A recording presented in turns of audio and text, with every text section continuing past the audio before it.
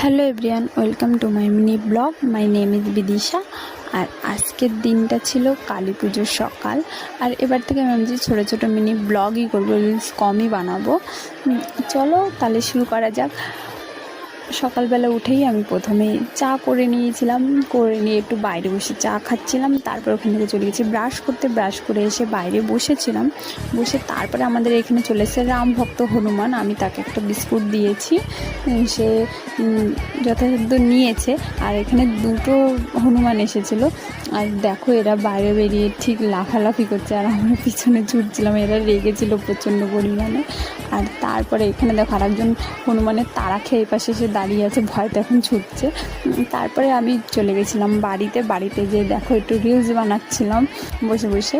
আর আমাদের বাড়ির পাশেই পুজো হয়, কালী পুজো, আর ওখানেই সবাই প্যান্ডেল বানাচ্ছিলো। আর পাড়ার ছেলেরা এখানে এসে আমার পিছনে এত পরিমাণে লাগছে যে এখানে পেট মিশে যে কী করছিস তুই। আর এরা এসে বলছে আমরাও দেখবো রিলস, তোরা কী করছিস। আর আমি এখানে রেগে দেখো টোটালি ফায়ার হয়ে বসে আছি, টোটাল পুরো।